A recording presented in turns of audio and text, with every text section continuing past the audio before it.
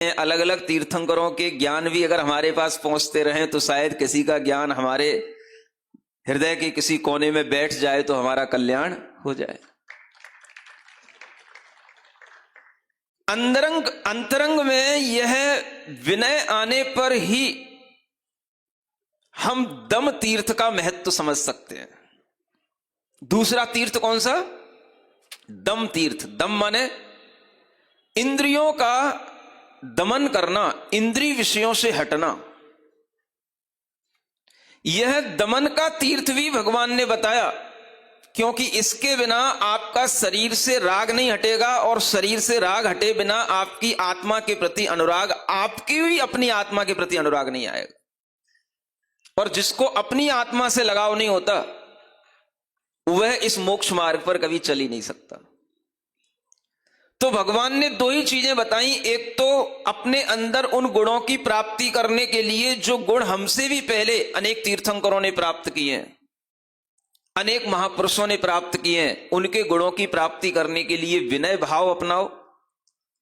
और उस विनय भाव से जब आपके अंदर गुण आएंगे तो फिर आपको आत्मदृष्टि प्राप्त होगी। तो आत्मदृष्टि प्राप्त होगी तो शरीर से, इंद्रियों से आपका आदर हटेगा। तो यही दम तीर्थ के लिए आपकी प्रवृत्ति हो जाएगी। और बस इन दो चीजों के माध्यम से जब आप आगे बढ़ने लग जाओगे तो आपका मोक्ष मार्ग बनने लग जाएगा। ऐसे नेमिनाथ भगवान जो अपने समय पर हुए और उन्होंने अपने जीवन में शील जलधि ऐसे गुणों को प्राप्त किया, यानी शील के वह सागर बने। किसके सागर? शील क्या होता है? आजकल तो ये शब्द ही नहीं पढ़ाए जाते बच्चों को। शील क्या होता है, कुशील क्या होता है, सुशील क्या होता है, व्रत क्या होता है, ये शब्द ही नहीं पढ़ाए जाते। जो अपने शील को, अपने स्वभाव को, अपने अंतरंग को इन गुणों से भर लेता है, वह दुनिया में अगर कम पढ़ा लिखा भी होगा, डिग्रियां उसके पास कम भी होंगी, तो भी वह अपने जीवन में सुख समृद्धि से आगे बढ़ता हुआ पूज्यता को प्राप्त कर लेगा। यह शील गुणों की महिमा होती है। जहां पर आज दुनिया में हम देखते हैं कि इतना ज्यादा बच्चों के अंदर कुशील प्रवेश कर रहा है, वहां आज तीर्थंकरों के बताए हुए उन गुणों की तरफ अगर बच्चों का थोड़ा सा ध्यान लाया जाए तो वो समझ पाए कि शील क्या होता है और कुशील क्या होता है। समझ रहे हो ना आप लोग? कुशील क्या होता है? जब बच्चे बड़े हो जाते हैं और बड़े होने के बाद में जब उनके अंदर मेल है तो फीमेल है तो एक अलग तरीके के उनके अंदर हार्मोन्स उनके मस्तिष्क पर प्रभाव डालने लग जाते हैं। उनके शरीर में अनेक तरह की ऐसी प्रतिक्रियाएं होने लग जाती हैं, आकर्षण पैदा होने लग जाते हैं, जिसके कारण से वो अपोजिट जेंडर की तरफ झुकने लग जाते हैं और वहीं से उनके शील की विराधना होना शुरू हो जाती है।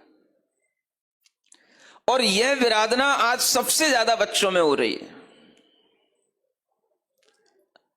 आप कहते हैं बच्चे पढ़ रहे हैं, सारी पढ़ाई आजकल कहां से हो रही है? तो आजकल बच्चे बुक्स नहीं रखते अपने हाथ में, ई बुक चाहिए। ये जमाना आ गया है। हाथों में किताबें होंगी तो उसका अपना एक पढ़ने का भाव रहता है, और उन किताबों से पढ़ने पर बुद्धि के अंदर जो प्रवेश करता है वो कभी भी इस मीडिया के माध्यम से, इन ई बुक्स के माध्यम से, इन लैपटॉप पर और टैबलेटों से पढ़ने से नहीं आता। वो सिर्फ और सिर्फ पढ़ना अगर अच्छे ढंग से आता है तो किताबों से पढ़ना आता है। इसलिए बच्चों के लिए किताबों से पढ़ना सिखाओ। ये टैबलेट और ये सब लैपटॉप दे दे करके आपने बच्चों का जितना दिमाग खराब कर रखा है कि वो पढ़ाई करते करते पढ़ने से सबसे ज्यादा अगर अपनी लाइन डिस्टर्ब कर लेते हैं तो इसी कुशील के माध्यम से वो दूसरी चीजों पर पहुंच जाते हैं। और ये पढ़ाई जो उन्हें विनयवान बनाती, शीलवान बनाती, वो उन्हें कुशील बना देती है, अहंकारी बना देती है। ऐसी शिक्षा आज जीवन में जो बच्चों के अंदर बढ़ रही है, इस शिक्षा से हटकर के अगर बच्चों के लिए गर्भ जन्म के समय पर इस तरह के संस्कार दिए जाएं और बच्चों को आगे बढ़ाने के लिए इन क्वालिटियों के बारे में उन्हें ज्ञान दिया जाए, तो बच्चों का विकास अच्छा हो सकता है। जब बच्चों का विकास आगे होगा तभी समाज का विकास होगा, और जब समाज का विकास होगा तभी देश का विकास होगा। आज ये बच्चों का विकास नहीं हो रहा है, विनाश हो रहा है। बच्चों के अंदर न विनय गुण है, न शील का भाव है, न कोई इंद्रियों के दमन का भाव है। बच्चों के हाथ में जो एपरेटस दिए जाते हैं वह सब उनके इन गुणों को नष्ट करने के लिए होते हैं, और बच्चे गुणवान न बनकर के दुर्गुणी बनते चले जा रहे हैं।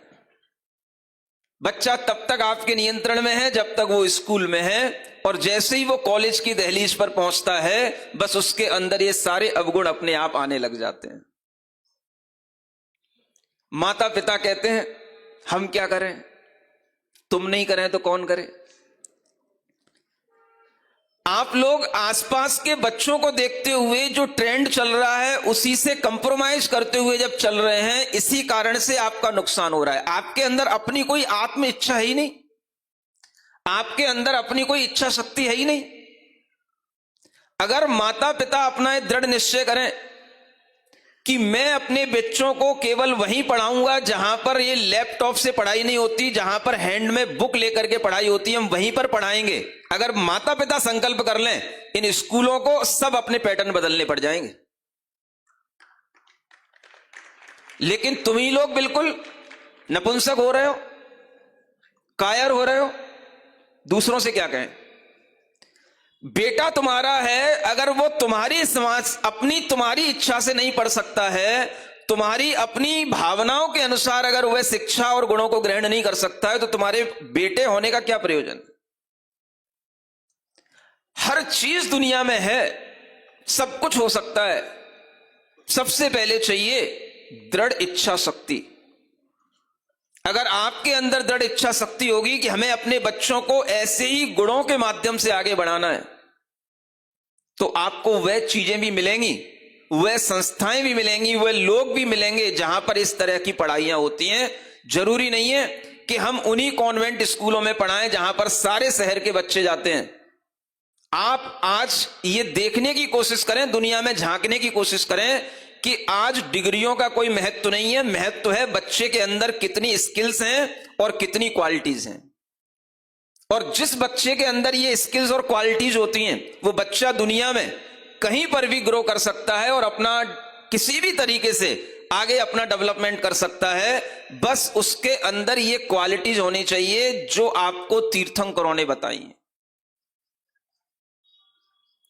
सिखाना शुरू करो। विनय तीर्थ, दम तीर्थ, नेमिनाथ भगवान ने जो बताया वो सिखाना शुरू करो। शील जलधि रवभ विभवस, ऐसे शील जलधि में तैरते हुए भगवान आप विभव हो गए, भव से रहित हो गए, संसार से पार उतर गए, संसार की विषय वासनाओं से आप ऊपर उठते हुए संसार से तिर गए। ये तीर्थंकरों का धर्म है, आत्मा के कल्याण का धर्म होता है। आज लोग केवल शरीर की आसक्ति और शरीर के इंद्रिय के विषयों में ही अपना जीवन व्यतीत करने का संकल्प लिए बैठे हैं, और शिक्षाएं, जॉब, सारे के सारे सब उसी के लिए हो रहे हैं।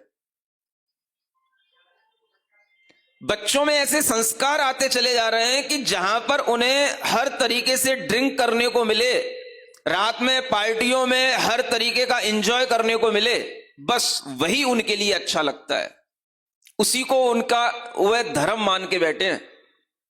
और जहां पर ऐसा नहीं होता है वहां पर उन्हें समझ आता है कि ये धर्म नहीं भाई, ये तो मेरे सुखों को छुड़ाने वाली चीज है।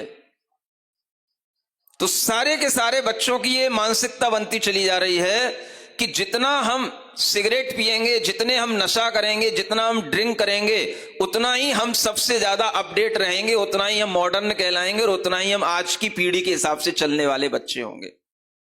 ये सबके दिमाग में बैठ रहा है और माता पिता भी अब इसका सपोर्ट करते हैं। हां, जमाने के हिसाब से चलना पड़ेगा। जब जमाने के हिसाब से ही आपको चलना है तो फिर ये आयोजनों का मतलब ही क्या है? अगर ये आयोजन हो रहे हैं और इन आयोजनों में तीर्थंकरों की बात हो रही है तो हम तीर्थंकरों की बात रखेंगे, और अगर आपको तीर्थंकरों की बातों पर श्रद्धा होगा तो आपको तीर्थंकरों के ज्ञान के अनुसार चलना पड़ेगा, जमाने के हिसाब से नहीं चलना पड़ेगा। और अगर आप में यह साहस नहीं है तो फिर आप तीर्थंकरों के वंशज कभी नहीं कहला सकते। तीर्थंकरों के वंश में गुणों की प्रशंसा होती है। भगवान ऐसे शील जलधि, शील के समुद्र थे कि उन्होंने अपने जीवन में जिससे विवाह करने के लिए जा रहे थे उसको भी जीवों के कल्याण के लिए, जीवों की रक्षा करने के लिए उससे भी मुंह मोड़ लिया और अपने शील स्वभाव में, आत्म स्वभाव में निमग्न होने के लिए उन्होंने राजुल को भी छोड़ करके दीक्षा ग्रहण करके अपने जीवन में आत्म आनंद की प्राप्ति की। इसे कहते हैं शील स्वभाव की प्राप्ति करना। ये तीर्थंकरों के कार्य और ये आज के बच्चों के कार्य क्या क्या इन मोबाइलों में वह चलाते रहते हैं, देखते रहते हैं, इसी से अपना दिमाग खराब करते रहते हैं। अब ये रिसर्च होकर के तरह तरह के बड़े बड़े कॉरपोरेट लेवल के लोग ये बोलने लगे हैं कि अगर बच्चे का विकास करना है, बच्चे को मेंटली स्ट्रांग बनाना है तो उसे मोबाइल से दूर रखा जाए। मैं कहता हूं कि इतनी अच्छी चीजें दुनिया में हैं, उन्हें ढूंढने की कोशिश तो करो। मेरे पास में अभी एक रसिया से एक लेडी आई थी। लेडी क्या कहें, उसे डॉटर ही कहना चाहिए।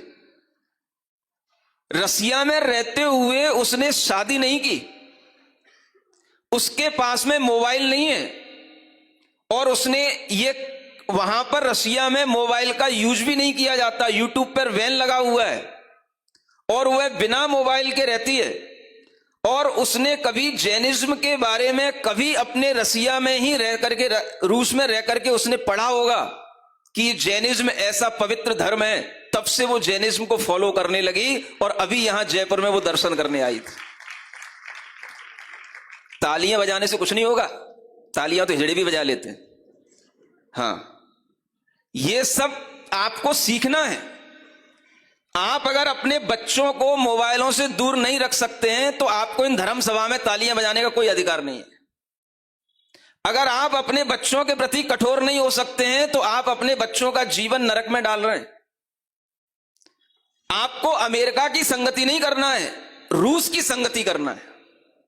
ऐसे देशों को देखना है जहां पर यूट्यूब पर बैन लगा हुआ है, जहां पर बच्चे अपने धर्म की, अपने कल्चर को सीखते हैं और यहां हम अपने कल्चर को मिटाए जा रहे हैं। अगर जैन धर्म के अंदर बच्चे शराब पीने लगे, जैन धर्म के अंदर बच्चे मांस खाने लगे, जैन धर्म के अंदर बच्चे रात में व्यभिचार करने लगे पार्टियों में, तो ऐसे जैन धर्म के बच्चों को तो हम बाद में कुछ कहेंगे,